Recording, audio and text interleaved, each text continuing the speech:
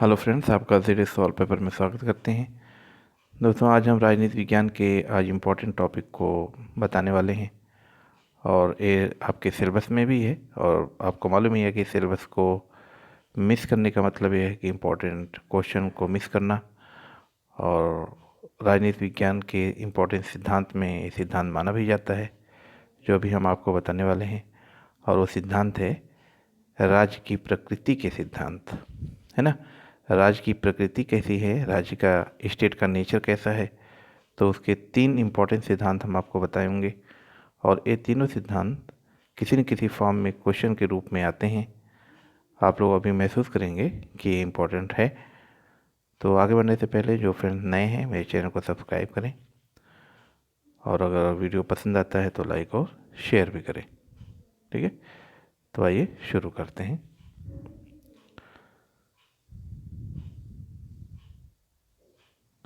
राज्य की प्रकृति के सिद्धांत। राज्य की प्रकृति तथा व्यक्ति व राज्य के बीच संबंधों के विषय पर 3 सिद्धांत प्रचलित हैं, जिसमें नंबर 1 है आंगिक सिद्धांत। और ये जो आंगिक सिद्धांत है इसका संबंध आदर्शवाद से है ना। आदर्शवाद से सिद्धांत इसका मैच करता है, यानी इसका पूरा रिलेशन जो है आदर्शवाद से रहेगा। और जो यंत्री सिद्धांत है, यंत्री सिद्धांत, इसका संबंध उदारवाद से है। और जो ये वर्ग सिद्धांत है ये बिल्कुल मार्क्स का ही सिद्धांत है, यानी इसका संबंध मार्क्सवाद से है। ठीक है, अगर आप आंगिक सिद्धांत पढ़ रहे हैं इसका मतलब आप आदर्शवाद को पढ़ रहे हैं। अगर आप यंत्री सिद्धांत पढ़ रहे हैं इसका मतलब आप उदारवाद पढ़ रहे हैं। अगर आप वर्ग सिद्धांत पढ़ रहे हैं इसका मतलब मार्क्सवाद पढ़ रहे हैं। ठीक है, लेकिन ध्यान रहे ये तीनों सिद्धांत राज्य से संबंधित हैं। तो राज्य के विषय में आदर्शवाद क्या कहता है, राज्य के विषय में उदारवाद क्या कहता है, और राज्य के विषय में मार्क्सवाद क्या कहता है। और इसके 3 इम्पोर्टेंट सिद्धांत आंगिक, ऑर्गेनिक थ्योरी, यंत्री सिद्धांत और वर्ग सिद्धांत। ठीक, ये याद रखिएगा। अब हम एक एक करके पढ़ते हैं। इसमें पहला है आंगिक सिद्धांत। यह राज्य का सबसे पुराना सिद्धांत है। इसमें राज्य की तुलना एक जीवित प्राणी से की जाती है और व्यक्तियों को इस प्राणी का अंग माना जाता है। जैसा कि नाम से ही पता चलता है कि आंगिक सिद्धांत यानी अंग से संबंधित सिद्धांत, तो राज्य को एक जीवित प्राणी मान लिया जाता है और इसमें रहने वाले जितने भी व्यक्ति हैं इस प्राणी के अंग माने जाते हैं। जैसे एक हम शरीर हैं, जैसे अगर इंडिविजुअल व्यक्तिगत हर मानव हर इंसान देखे अपने को तो एक शरीर उसको कह सकते हैं। और उसका जो अंग है जैसे हाथ पैर आँख नाक कान, ये उसका अंग है। तो उसी तरीके से अगर पूरे शरीर को कहा जाए तो वो राज्य है और जो उसके अंग हैं उसमें रहने वाले व्यक्ति हैं। ठीक है, तो इसके मुख्य प्रवर्तक हैं प्लेटो, अरस्तु, Hegel, Kant, Fichte, Bosanquet, Spencer, Treitschke, Nietzsche, Hitler, Mussolini. तो इसके समर्थक में आते हैं, इसके प्रवर्तक में हैं, तो याद रहे। इसमें कंफ्यूज मत होइएगा। आंगिक सिद्धांत का मतलब कि राज्य एक अंग है, राज्य एक व्यक्ति है और उसमें रहने वाले व्यक्ति उसके अंग हैं। क्लियर। तो राज्य सबसे इम्पोर्टेंट है। शरीर आप कह सकते हैं कि शरीर तभी सुरक्षित रह सकती है जब उसके अंग सुरक्षित हों, यानी हम उसमें रहने वाले जैसे हाथ है पैर है उसको हम शरीर नहीं कह सकते। उसी तरीके से व्यक्ति को हम राज्य नहीं कह सकते, बल्कि जितने भी व्यक्ति हैं सबसे मिलकर के राज्य बनता है। ऐसे ही जितने भी अंग हैं शरीर के वो सबसे मिलकर के शरीर बनता है। ठीक है, तो इसमें देखते हैं इस सिद्धांत की मुख्य विशेषताएं क्या हैं। अब हम देखते हैं, निम्नलिखित है। नंबर 1, राज्य एक प्राकृतिक संस्था है। याद रहे, जो आंगिक सिद्धांत कहता है राज्य एक प्राकृतिक संस्था है। इस सिद्धांत के अनुसार सभी मनुष्य स्वाभाविक रूप से राज्य बनाकर रहते हैं। व्यक्ति को राज्य से अलग कर देने पर उसका अस्तित्व निरर्थक हो जाता है। यह सिद्धांत समाज और राज्य के बीच अंतर नहीं करता। यहाँ थोड़ा सा टाइपिंग में मिस्टेक हो गई है, तो करता है। तो ऐसे ही जैसे कोई शरीर है का अंग है, जैसे हमारा हाथ है, पैर है, अकेले उसका कोई अर्थ नहीं है, वो निरर्थक है ना। सब मिल करके सार्थक बनाते हैं। उसी तरीके से व्यक्ति को राज्य से अलग कर देने पर उसका अस्तित्व निरर्थक हो जाता है, यानी राज्य से उसका जो संबंध है रहना चाहिए। उसी तरीके से अंग का जो संबंध है वो शरीर से रहना चाहिए। अगर हाथ को अलग कर देंगे तो उसका कोई अर्थ नहीं रहेगा। तो फिक्टे ने व्यक्ति और समाज को एक दूसरे को आश्रित मानते हुए कहा है कि समाज के बाहर व्यक्ति का अस्तित्व निरर्थक है। ब्लंट के अनुसार राज्य की तुलना पुरुष से और चर्च या गिरजाघर की स्त्री से की जानी चाहिए। इसी आधार पर इसने स्त्री मताधिकार का विरोध किया। हर्बर्ट स्पेंसर के अनुसार राज्य का विकास अपने आप होने देना चाहिए तथा कृत्रिम विषयों से उसके विकास में रुकावट नहीं देनी चाहिए। कानून के द्वारा समाज के दुर्बल अंगों को पुष्ट करने का प्रयास उसके स्वाभाविक विकास में बाधक होगा। इसीलिए स्पेंसर ने कल्याणकारी योजनाओं का विरोध किया था। दूसरा इसका पॉइंट है, इसकी दूसरी विशेषता है, आंगिक सिद्धांत की दूसरी विशेषता है, राज्य एक नैतिक संस्था है ना। तो अरस्तु के अनुसार राज्य जीवन की रक्षा के लिए अस्तित्व में आता है और सद्जीवन के लिए ही बना रहता है। राज्य मनुष्य के जीवन को सहारा तो देता ही है, यह उसके जीवन को उत्कृष्टता भी प्रदान करती है। मनुष्य राज्य के भीतर अपने अधिकारों और कर्तव्यों का निर्वाह करते हुए नैतिक गुण अर्जित करता है। उसी तरीके से हेगल ने कहा है कि हेगल के अनुसार राज्य एक परम विवेक है और परम चैतन्य का मूर्त रूप है। राज्य धरती पर ईश्वर की यात्रा है। आंगिक सिद्धांत की तीसरी विशेषता है कि राज्य साध्य है, व्यक्ति साधन है। यानी राज्य एक टारगेट है, राज्य एक उद्देश्य है और उस उद्देश्य की पूर्ति के लिए व्यक्ति क्या है, एक साधन है। तो याद रहे, राज्य साध्य है, व्यक्ति साधन है। राज्य की इच्छाओं का पालन करना व्यक्ति के हित में है और यदि राज्य शक्तिशाली होगा तो व्यक्ति भी सुरक्षित होगा, है कि नहीं। और इसका चौथा पॉइंट है, चौथी विशेषता है, राज्य का आधार इच्छा है ना कि शक्ति। तो आदर्शवादियों के अनुसार राज्य व्यक्ति की संकल्पना का वृहद रूप है। यह व्यक्ति की सामान्य संकल्पना का तथा सामाजिक चेतना का प्रतीक है। याद रहे, ये सब आदर्शवादियों की विचारधारा है जो कि राज्य के बारे में है, राज्य की प्रकृति के बारे में है, याद रहे। नेक्स्ट है, राज्य स्वयं एक व्यक्ति है। राज्य स्वयं एक व्यक्ति है। आदर्शवादी विचारक राज्य को एक व्यक्ति के रूप में देखते हैं। राज्य का अपना जीवन, व्यक्तित्व और संकल्प है। हेगल ने कहा है कि हेगल के अनुसार राज्य स्वयं जागृत आचारिक तत्व है, स्वयं प्रबुद्ध एवं स्वयं संपूर्ण एक व्यक्ति है। तो माय फ्रेंड, मेरे दोस्त, आप सब लोग जो है इसको बहुत ध्यान से पढ़िएगा और इसमें लिखे हुए एक एक वर्ड्स इम्पॉर्टेंट हैं और एग्ज़ाम व्यू के लिए तो निहायत या एक तरीके से इम्पॉर्टेंट है। आप सब लोग इसको मिस मत करिएगा, ठीक है। अब इसकी समीक्षा देखते हैं कि आंगिक सिद्धांत की समीक्षा में आप क्या कह सकते हैं कि ये अच्छा है या नकारात्मक है, कि सकारात्मक है या नकारात्मक है। इसकी हम समीक्षा करेंगे। एक तरीके से आंगिक सिद्धांत ने राज्य के प्रति व्यक्ति की अधीनता को बढ़ावा दिया तथा स्वतंत्रता का विपरीत विचार प्रस्तुत किया। इसने समानता को बढ़ावा दिया है, किंतु आधुनिक सिद्धांत समाज के विभिन्न वर्गों की एकता पर बल देता है। परिणामस्वरूप सामाजिक सुदृढ़ता को बढ़ावा मिलता है। संकट के दिनों में यह सिद्धांत विशेष रूप से उपयोगी सिद्ध होता है, क्योंकि ये राष्ट्रवादिता को बढ़ाता है, सबको जोड़ता है ना। ये बहुत इम्पोर्टेंट हो सकता है। दूसरा है यंत्री सिद्धांत। यंत्री सिद्धांत, यह सिद्धांत राज्य की तुलना एक यंत्र से करता है, एक मशीन से करता है जिसे मनुष्य ने अपने लाभ के लिए बनाया है। इस सिद्धांत की उत्पत्ति यूनानी विचारकों जैसे एपिक्यूरियस में दिखाई देती है। वह कहता है कि मनुष्य ने अपने सामाजिक जीवन को सुधारने के उद्देश्य से राज्य का गठन किया, किंतु यह सिद्धांत व्यवस्थित रूप से हॉब्स, यहाँ टाइपिंग में मिस्टेक हो गई, हॉब्स होना चाहिए, हॉब्स, लॉक और रूसो के विचारों में प्रकट होता है।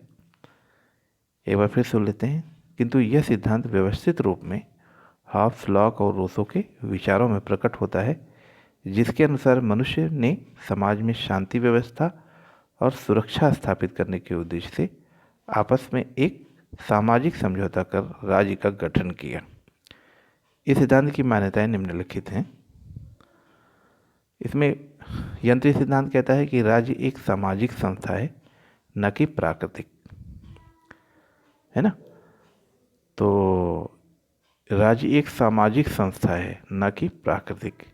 यह सिद्धांत राज्य और समाज में स्पष्ट भेद करता है। इसके अनुसार राज्य संपूर्ण समाज का द्योतक नहीं है, बल्कि उसका एक विशिष्ट संगठन है। तो यंत्री सिद्धांत की दूसरी विशेषता है राज्य साधन है, व्यक्ति साध्य है। तो उसका आदर्शवादियों के विपरीत इसकी जो विचारधारा है कि जैसे उसमें आदर्शवादियों में आपने देखा था आंगिक सिद्धांत में कि राज्य साध्य है, व्यक्ति साधन है, लेकिन यहाँ यंत्री सिद्धांत में कह रहा है कि राज्य साधन है, व्यक्ति साध्य है ना। तो एक मशीन यंत्र की तरह राज्य का अस्तित्व भी अपने निर्माता के लिए है, अतः राज्य अपने आप में साधन नहीं है। यंत्री सिद्धांत ने प्रारंभ में व्यक्तिवाद को बढ़ावा दिया, जो आगे चलकर सकारात्मक उदारवाद के रूप में विकसित हुआ। इसका मतलब यह है कि जो राज्य जो भी काम करेगा वो व्यक्ति के हित के लिए करेगा। राज्य इसीलिए बना है, व्यक्ति की आवश्यकता को पूरा करने के लिए। तो इसीलिए कहा गया कि राज्य साधन है और व्यक्ति साध्य, यानी व्यक्ति के उद्देश्य को पूरा करने के लिए राज्य एक साधन है ना। तो तीसरी विशेषता है यंत्री सिद्धांत की कि राज्य इच्छा की अभिव्यक्ति है। आंगिक सिद्धांत राज्य को परम विवेक या परम सत्य की अभिव्यक्ति मानता है, परंतु यंत्री सिद्धांत इसे इच्छा की अभिव्यक्ति मानता है। ठीक है। हॉब्स, लॉक, रूसो ने इस सिद्धांत की अभिव्यक्ति को सिद्ध करने के लिए ही सामाजिक समझौते के सिद्धांत को प्रस्तुत किया। इसकी जो चौथी विशेषता है, राज्य परस्पर विरोधी हितों में सामंजस्य स्थापित करने का एक साधन है।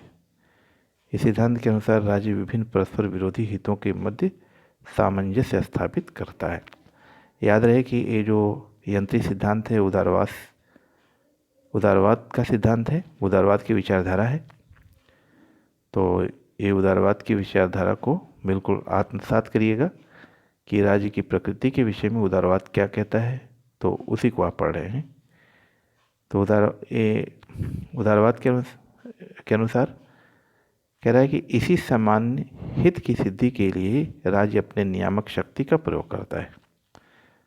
ठीक है। राज्य की यंत्री सिद्धांत ने व्यक्ति की स्वतंत्रता पर विशेष महत्व दिया है। इसमें सबसे इम्पोर्टेंट व्यक्ति की स्वतंत्रता है ना, इसको मिस मत करिएगा। राज्य के यंत्री सिद्धांत ने व्यक्ति की स्वतंत्रता पर विशेष महत्व दिया है। साथ ही इस सिद्धांत ने मुक्त बाजार अर्थव्यवस्था को बढ़ावा दिया है। ठीक है, ये याद रहे। इसने समाज और राज्य के बीच अंतर कर निरंकुश शासन का विरोध किया है। इसने व्यक्तियों की सहमति को राज्य की आधारशिला मानकर लोकतंत्र के विकास में विशेष योगदान दिया है। ठीक है, इसी को व्यक्तिवाद भी कहते हैं। उसी का थोड़ा सुधरा रूप है उदारवाद। किंतु इस सिद्धांत ने घोर पूंजीवाद को बढ़ावा दिया। इससे समाज में आर्थिक विषमताएं व्यापक स्तर पर बढ़ीं, या आप इसकी समीक्षा में कह सकते हैं। इसकी कमी आप कह सकते हैं कि जो व्यक्तिवाद है या पूंजीवाद या उदारवाद है, इसने पूंजीवाद को बढ़ावा दिया, जिससे समाज में आर्थिक विषमताएं व्यापक स्तर पर बढ़ीं। और तीसरा जो सिद्धांत है राज्य की प्रकृति का, तीसरा सिद्धांत वर्ग सिद्धांत है। तो राज्य के वर्ग संघर्ष सिद्धांत का जो संबंध है ये मार्क्सवाद से है। मार्क्सवाद हम अलग से पढ़ेंगे, समाजवाद, मार्क्सवाद, साम्यवाद, लेकिन यहाँ पर राज्य की प्रकृति से संबंधित सिद्धांत है, इसलिए यहाँ पढ़ना ज़रूरी हो जाता है क्योंकि आपके सिलेबस में है। तो मार्क्सवाद से है। इसके अनुसार राज्य न तो होना चाहिए यहाँ पर, है ना। यहाँ पर राज्य न तो प्राकृतिक संस्था है और न ही नैतिक संस्था है। राज्य एक कृत्रिम उपकरण है। ठीक है। जैसे कि आदर्शवादियों के अनुसार आंगिक सिद्धांत में आपने देखा कि राज्य प्राकृतिक संस्था है, और आपने यंत्री सिद्धांत में देखा राज्य एक सामाजिक संस्था है। लेकिन जो वर्ग सिद्धांत है, वर्ग संघर्ष का सिद्धांत है, वो कहता है कि राज्य न तो नैतिक संस्था है, न तो प्राकृतिक संस्था है, बल्कि यह एक कृत्रिम उपकरण है, इसे बनाया गया है। परंतु यंत्री सिद्धांत के विपरीत यह सिद्धांत राज्य को न तो जनसाधारण की इच्छा की अभिव्यक्ति मानता है और न ही परस्पर विरोधी हितों के बीच सामंजस्य स्थापित करने का साधन मानता है। इस सिद्धांत के अनुसार राज्य अस्तित्व में तब आता है जब निजी संपत्ति के आधार पर दो विरोधी वर्गों में समाज बढ़ जाता है। धनी वर्ग अपनी आर्थिक स्थिति को सुदृढ़ करने के लिए एक राजनीतिक शक्ति की स्थापना करता है और वही राज्य का रूप धारण कर लेता है। इसका मतलब ये हुआ कि राज्य अस्तित्व में तब आता है जब निजी संपत्ति के आधार पर दो विरोधी वर्गों में समाज बढ़ जाता है। यानी एक धनी वर्ग, जो धनी वर्ग है, और दूसरा श्रमिक वर्ग है, ये दो वर्ग जो है आपस में बढ़ जाते हैं। तो एक तरीके से जो धनी वर्ग है वो श्रमिक वर्ग से परिश्रम करवाता है और जो उससे लाभ होता है उसको अपने पास रख लेता है, और इसीलिए वो राज्य का निर्माण करता है ना। ये चीज़ ध्यान रखिएगा।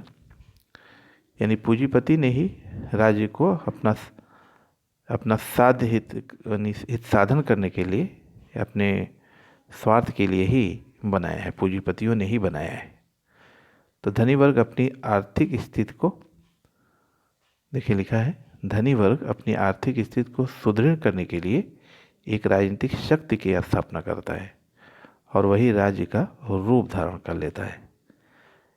राजनीतिक शक्ति की स्थापना मतलब ये है कि वो श्रमिक वर्ग या मजदूर वर्ग का शोषण करता है और उससे उत्पादन करवाता है, और जो लाभ होता है वो अपने पास रख लेता है। इसीलिए राज्य एक शोषण का साधन है ना। इस सिद्धांत की मुख्य विशेषताएं निम्नलिखित है। पहला है कि राज्य प्रभुत्वशाली वर्ग का उपकरण है। राज्य पूरे समाज के हित साधन का स्रोत नहीं हो सकता, क्योंकि यह धनवान वर्ग के हाथ में एक ऐसा उपकरण है जिसके द्वारा निर्धन वर्ग का शोषण कर वह अपने हितों की अभिवृद्धि करता है ना। दूसरा है, राज्य निर्धन वर्ग के शोषण का साधन है। राज्य की नींव सामाजिक अन्याय पर रखी जाती है क्योंकि इसकी स्थापना प्रभुत्वशाली वर्ग के हितों के उद्देश्य से की जाती है। कार्ल मार्क्स के अनुसार सही कहा जाए तो राजनीतिक शक्ति एक वर्ग का उत्पीड़न करने के लिए दूसरे वर्ग की संगठित शक्ति है। ठीक है, ये सब इम्पॉर्टेंट है, इसको आप ध्यान से समझिएगा। अब इसकी समीक्षा में देख लेते हैं कि वर्ग सिद्धांत का मुख्य योगदान यह है कि इसने इतिहास के विकास को निर्धारित करने में आर्थिक शक्तियों की भूमिका को स्पष्ट किया है और यह सिद्ध करने का प्रयास किया है कि शासक वर्ग आर्थिक शक्तियों का स्वामी होता है, परंतु इसका दोष है कि जिसने केवल आर्थिक तत्व को ही संपूर्ण सामाजिक जीवन की धुरी माना है ना। यहाँ पर जिसने होना चाहिए, जिसने केवल आर्थिक तत्व को ही संपूर्ण सामाजिक जीवन की धुरी माना है। यह आशा करता है कि उत्पादन के प्रमुख साधनों का समाजीकरण हो जाने पर समाज में स्वतंत्रता और समानता व्याप्त हो जाएगी, परंतु ये पूर्व सोवियत संघ, चीन तथा अन्य साम्यवादी राज्यों को अनुभव यह बताते हैं कि आर्थिक जीवन में समाजवाद स्थापित हो जाने पर भी सामाजिक प्रभुत्व के नए नए रूप स्थापित हो जाते हैं और नए नए विशिष्ट वर्ग अस्तित्व में आ जाते हैं जिसे वर्गहीन समाज का उदय नहीं हो पाता। यानी जिससे होगा, जिससे वर्गहीन समाज का उदय नहीं हो पाता। ठीक है, तो इससे भी ये उम्मीद नहीं लगाई जा सकती कि स्वतंत्रता और समानता आ जाएगी। जैसे सोवियत संघ चीन का अगर एग्ज़ाम्पल लें आप, तो इसका अनुभव ये बताता है कि वहाँ भी सामाजिक प्रभुत्व के नए नए रूप हो जाते हैं। यानी कि सामाजिक प्रभुत्व का मतलब एक बड़ा और एक छोटा अपने आप पैदा हो जाता है, बिल्कुल समाजवाद नहीं आ पाता है। तो इसकी हम आलोचना कह सकते हैं कि अगर ये आप मान रहे हैं कि समाजवाद आ जाएगा, आर्थिक जीवन में समाजवाद स्थापित हो जाएगा, तो ये सच नहीं है। ठीक है, लेकिन इतना आप जानिए कि ये जो 2 पॉइंट है कि राज्य निर्धन वर्ग के शोषण का साधन है, और इसमें जो पहला पॉइंट है राज्य प्रभुत्वशाली वर्ग का उपकरण है, ये वर्ग सिद्धांत के इम्पोर्टेंट पॉइंट में आते हैं। ठीक है, अब एक और विचारक हैं यूगोस्लाविया के मार्क्सवादी विचारक मिलोवान जिलास, है ना।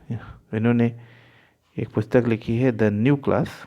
इसमें लिखा है कि सोवियत संघ जैसे साम्यवादी देशों में साम्यवादी दलों के सदस्य इतने शक्तिशाली हो गए हैं कि उन्होंने नए नए शासक वर्ग का पद धारण कर लिया है, यानी वर्ग का रूप धारण कर लिया है। कहने का मतलब यहाँ भी 2 वर्ग हो गए हैं, एक शक्तिशाली और एक निम्न वर्ग, ना। तो यही न्यू क्लास में ये कहना चाहते हैं गिलोवान जिलास, जो कि यूगोस्लाविया के मार्क्सवादी विचारक हैं। तो इन्होंने कहा कि सोवियत संघ जैसे साम्यवादी देशों में साम्यवादी दलों के सदस्य इतने शक्तिशाली हो गए हैं, उन्होंने एक नए शासक वर्ग का रूप धारण कर लिया है। जबकि होना क्या चाहिए था, समाजवाद आना चाहिए था। समाजवाद नहीं आया, समता नहीं आई, बराबरी नहीं हुई, बल्कि यहाँ भी वर्ग बन गए। किंतु यह सत्य है कि आर्थिक साधनों पर स्वामित्व दूसरों पर प्रभुत्व स्थापित करने का सबसे शक्तिशाली साधन है।